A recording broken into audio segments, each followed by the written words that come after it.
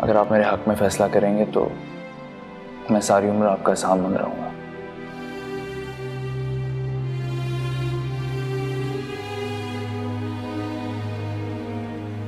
मैंने नाजिया से बात की है बेटा। क्या कहा उसने? लेकिन वो नहीं मानी, उसने बिल्कुल इनकार कर दिया। वो तो किसी अंधेरे कमरे में बंद होना चाहती है जहां रोशनी की किरण तक भी उस तक ना पहुंचे। मैं ऐसा हरगिज नहीं होने दूंगा, चाहे मुझे उसके लिए कुछ भी करना पड़े। आप प्लीज एक दफा सिर्फ मुझे नाजिया से मिल लेने दीजिए। मुझे यकीन है वो मेरी बात नहीं टालेगी। मेरा प्यार उसे अपना फैसला बदलने पर मजबूर कर देगा।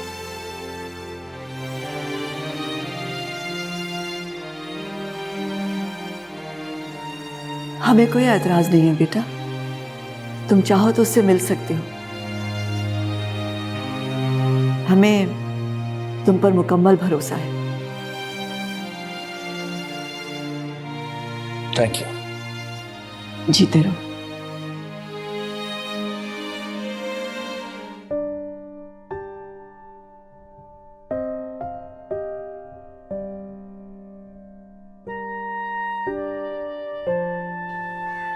नाजिया, कैसी हो? तुम क्यों आए हो यहाँ पे?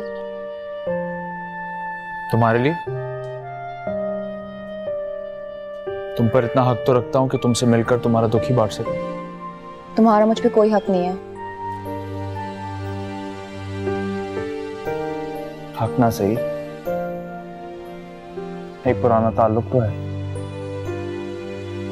कभी तो कोई रिश्ता था हमारे बीच में। ना हक, ना ताल्लुक, ना रिश्ता।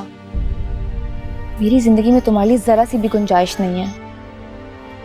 तुम यहाँ पे आके सिर्फ अपना वक्त बर्बाद कर रहे हो। मैं अपना वक्त बर्बाद नहीं कर रहा। वक्त उन लोगों का बर्बाद होता है जो रिश्तों को कारोबार बना देते हैं, सिर्फ फायदे या नुकसान के बारे में सोचते हैं। कहने को तो मेरे पास तुमसे जुड़ी सिर्फ चंद यादें हैं, लेकिन मेरे लिए वो दुनिया के हर ताल्लुक, हर रिश्ते से बढ़कर है। उसी रिश्ते के नाते मैं तुम्हें खुश देखना चाहता हूं।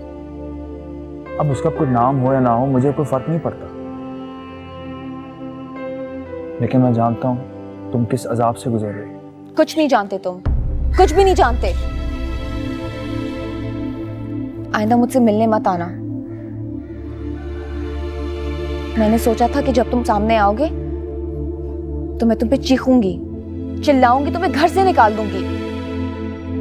लेकिन मैं ऐसा कुछ भी नहीं कर सकी। मैं तुम्हारे सामने हारना नहीं चाहती, टूटना नहीं चाहती, क्योंकि अगर एक दफा टूट गई तो बिखर जाऊंगी, कभी ना सिमटने के लिए। तुम्हें नहीं बिखरने दूंगा नाज़िया, नहीं बिखरने दूंगा। समेट लूंगा मैं तुम्हें, दुखों को तुम्हारे करीब भी नहीं आने दूंगा। तुम एक दफा अपने दिल से पूछो, क्या तुम अभी मुझसे प्यार नहीं करती? क्यों भाग रही हो उस हकीकत से? मान क्यों नहीं लेती? कहो। तुम इसे मेरी बदनसीबी समझो।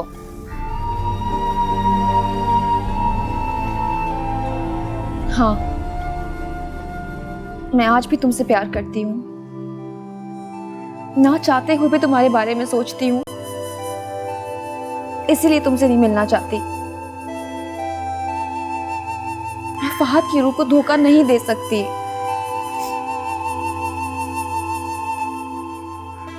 तुम्हें अपनी जिंदगी में शामिल करके मैं खुद को रुसवा नहीं करना चाहती। इसलिए प्लीज मुझ पे रहम खाओ और मुझे मेरे हाल पर छोड़ दो शहबाज। मेरी जिंदगी से हमेशा के लिए चले जाओ।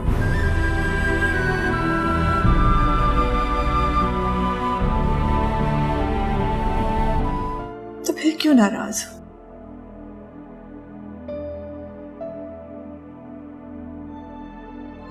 उसके साथ नाराजगी का बदला अपने आप से तो ना लो।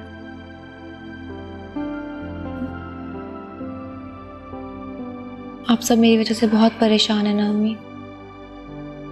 नहीं बेटा, तुम्हारी वजह से परेशान नहीं, तुम्हारे लिए परेशान हूं। बस हम तो बस ये चाहते हैं बेटा कि तुम खुश रहो। मैं क्या करूं मम्मी, कहां से लाऊं खुशी? कुछ भी करने का दिल नहीं चाहता मेरा, किसी चीज में दिल नहीं लगता। हर वक्त फहद का चेहरा मेरी आंखों के सामने आता रहता है, तरह तरह के सवाल करता है मुझसे। मेरे पास नहीं है जवाब इन सवालों के। अच्छा बस खामोश हो जाओ, उठो और उठकर मुंह हाथ धो, बाल सीधे करो अपने। बाहर आ जाओ। बाहर बैठक में फहद की अम्मी आई बैठी है, तुमसे मिलना चाहती है।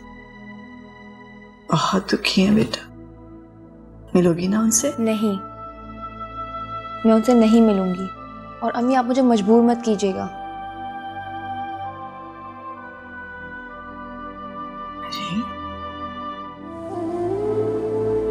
मेरी बेटी है, बेटा नहीं। और बहुत को इस बात का पता है। इससे ज्यादा नीच और कमजोर लड़की मैंने आज तक नहीं देखी। मैंने तुम्हें जमीन से उठा के आसमान पे बिठाया, तुम्हारे जहेज के नाम पे एक टका तक तुमसे मैंने नहीं लिया। और तुमने मेरे बेटे को अपने पास नहीं आने दिया ताकि तुम अपने पुराने आशिक से मिल सको। अम्मी देखिए, माफ कर दीजिए, बेटी हुई तो क्या हुआ, मेरी औलाद है, वो आपकी औलाद है। अम्मी देखिए, आप इस घर को छोड़ कर नहीं जा सकती।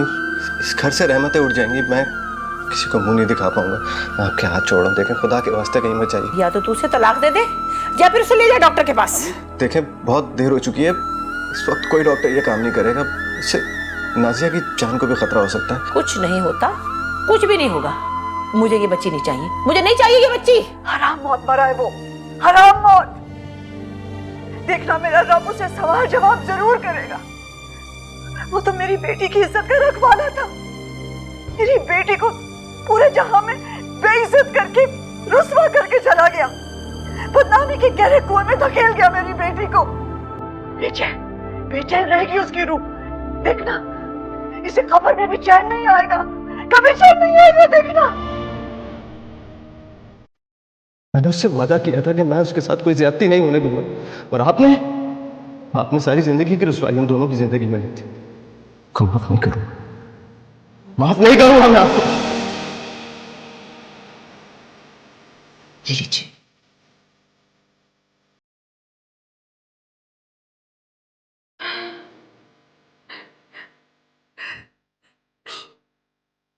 आपका एहसान कभी नहीं भूलूंगी।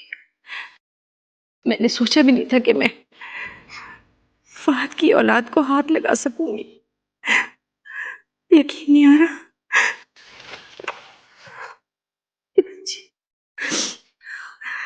और कोई होता तो मुझे धक्के धक्के घर से निकाल देता। कैसी बातें कर रही हैं? ऐसा कैसे कर सकते हैं?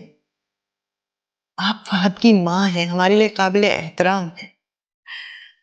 वैसे भी हमने उसी दिन आपको माफ कर दिया था जिस दिन आपने अपने हाथों से जवान बेटे को आखिरी सफर पर भेजा था। माफी मांगने वाले को तो खुदा भी माफ कर देता है। बहुत बड़ा दिल है आप लोगों का, बहुत बड़ा दिल। और कोई होता तो मुझे अपने घर में घुसने भी न देता। आपसे एक मिनट दूर मुझे नाजिया से मिलवा दें। उसे कहे कि अपनी गुनहगार सास को माफ कर दे। एक बार मिलवा दो मुझे उससे प्लीज। देखिए, शायद ये मुनासिब नहीं होगा। वो इस वक्त दुख में है, तकलीफ में है।